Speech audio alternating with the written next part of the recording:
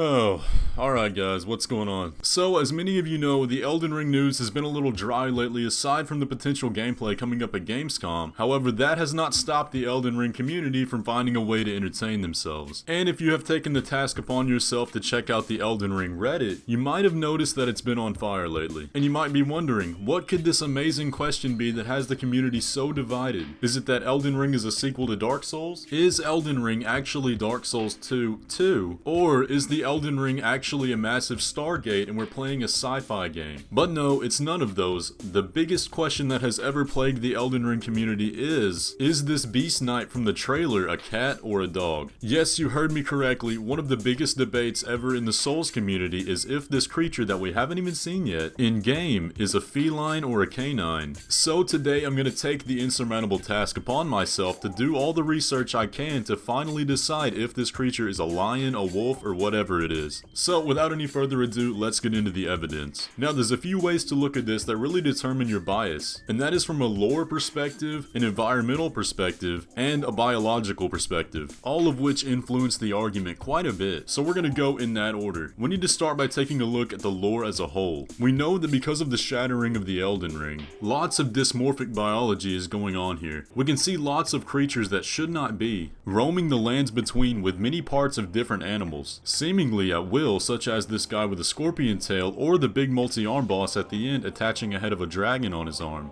So in order to come at this argument and find the best and most correct outcome, we need to accept that it might be a bit of both. The two main sides being either a lion or a wolf, and we have signs of both in the trailer. Excluding environmental factors, official lore only ever mentions wolves. In the distant times before the shattering, wolves dared not roam the lands between, with a picture of another wolf knight that we've already seen in the trailer. So we know that humanoid wolves already exist in the lands between, and in official lore we have no mention of lions or felines. So now we need to take a look at the environmental factors. Before we focus on the boss room itself, let's take a look at some other areas.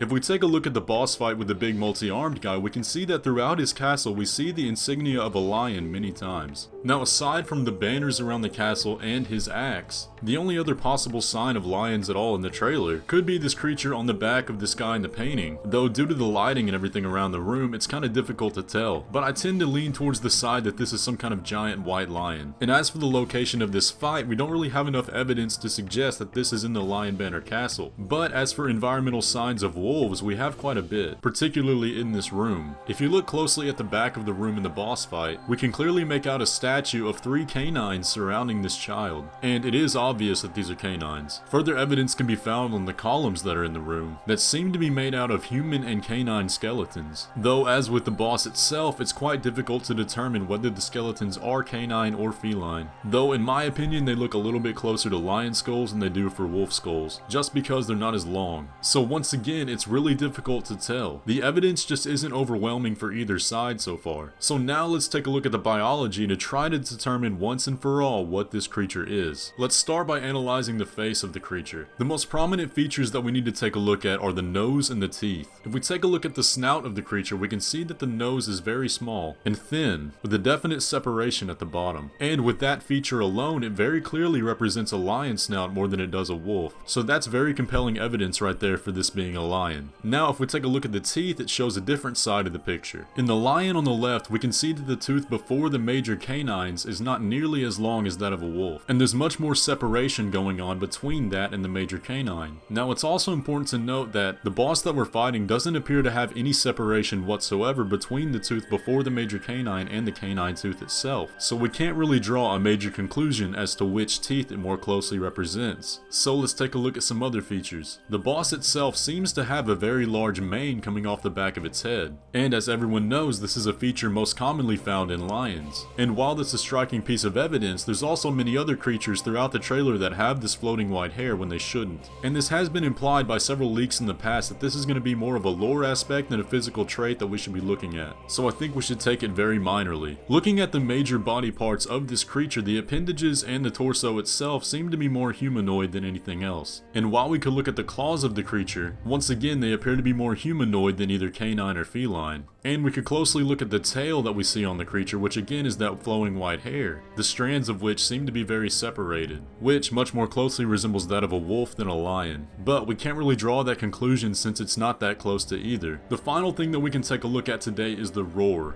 And while it's very hard to hear it, it does actually roar in the trailer. So I'll play it a few times, listen really closely.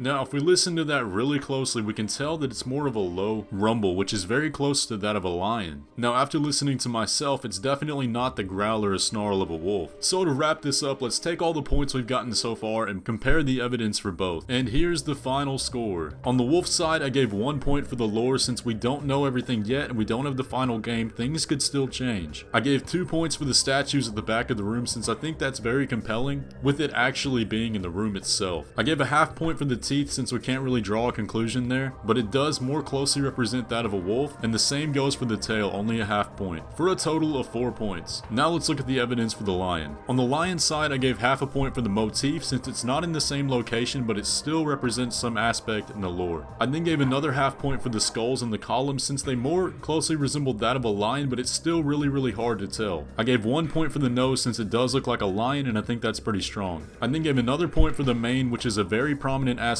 of a lion. And finally, I gave 1 point for the roar since it's definitely a feline roar, for another total of 4 points. Now guys, it was not my intention to get a tie out of this. That's just what the evidence shows of what we have so far. We're gonna have to wait until the game comes out or we get some more lore about this guy to finally determine for sure what exactly he is, because as it stands right now, he's a mix of both. But anyways guys, that's gonna pretty much do it for the video. I hope you enjoyed. If you did, leave a like on it. Kind of a different video for today. I wanted to do something a little less serious and focus more on stuff that's going on in the community to get you guys more involved. But as always, subscribe if you're new around here to stay up to date with all the latest Elden Ring news and for some other cool Souls videos that I think you'll enjoy. And I'll catch you in the next one.